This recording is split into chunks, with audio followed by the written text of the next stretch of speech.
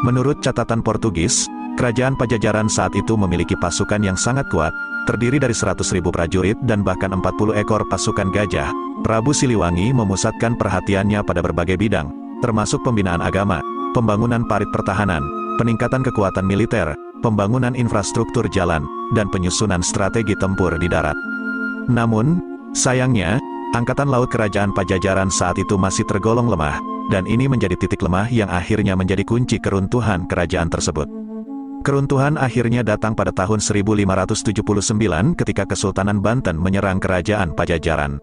Berakhirnya Pajajaran ditandai dengan peristiwa pembawaan Palangka Sriman Sriwacana, singgasana raja, dari Pakuan ke Surasowan di Banten oleh pasukan Maulana Yusuf. Tindakan ini bukan hanya sebuah aksi politik, tetapi juga sebuah simbol bahwa Maulana Yusuf adalah penerus sah kekuasaan Pajajaran, karena ia memiliki hubungan keluarga dengan Sri Baduga Maharaja melalui buyut perempuannya yang merupakan putri Sri Baduga Maharaja. Setelah kerajaan Pajajaran runtuh, banyak punggawa istana yang memilih meninggalkan keraton dan menetap di daerah Lebak. Mereka mempertahankan tata cara kehidupan lama yang ketat, dan seiring waktu, mereka dikenal sebagai orang Badui, Badui yang masyarakatnya masih menjaga adat istiadat leluhur dan masih eksis hingga hari ini. Masa keemasan kerajaan Pajajaran di bawah kepemimpinan Prabu Siliwangi menjadi cerminan indah tentang keadilan sosial, kemakmuran, dan kekuatan militer yang pernah dimiliki oleh kerajaan ini. Namun, seperti yang terjadi pada banyak kerajaan besar lainnya, keruntuhan akhirnya mengakhiri babak bersejarah dalam peradaban Jawa Barat yang tetap hidup dalam ingatan dan warisan budaya hingga hari ini. Dalam jejak sejarah yang tak terlupakan, Kerajaan Pajajaran memperlihatkan bukti eksistensinya melalui serangkaian prasasti yang memukau. Prasasti-prasasti ini bukan hanya petunjuk tentang masa kejayaan kerajaan, tetapi juga misteri yang tak terpecahkan. Mari kita telusuri beberapa peninggalan berharga ini. 1. Prasasti Cikapundung, pada tahun 2010. Sebuah penemuan menarik mengguncang dunia sejarah.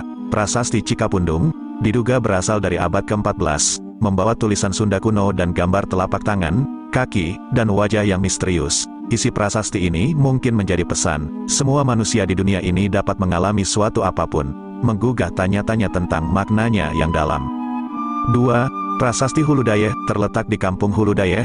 Prasasti ini menceritakan kebijakan Sri Maharaja Ratu Haji di Pakuansya Sang Ratu Dewata untuk memakmurkan rakyatnya. Ini adalah bukti tangguh tentang perhatian pemerintahan terhadap kesejahteraan rakyat di era itu. 3. Prasasti Pasir Datar, meskipun kondisinya tidak utuh, Prasasti Pasir Datar, yang ditemukan pada tahun 1872 di daerah Pasir Datar, Sukabumi, menjadi salah satu saksi bisu dari masa silam. Sayangnya, isi prasasti ini belum bisa diterjemahkan sepenuhnya, tetapi ia tetap menjadi pusaka bersejarah yang mempesona.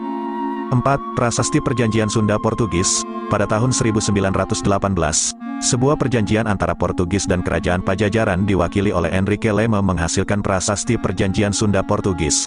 Prasasti ini bukan hanya saksi sejarah tetapi juga jejak interaksi antara budaya-budaya yang berbeda.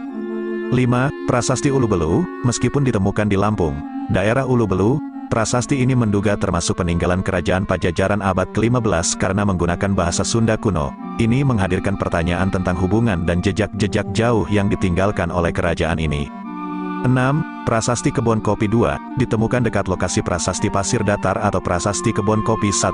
Prasasti ini berasal dari tahun 932 Masehi. Penemuan ini pada abad ke-19 membawa kita ke dalam berbagai peristiwa yang menandai sejarah kerajaan ini. Semua prasasti ini adalah puzzle sejarah yang belum sepenuhnya terpecahkan.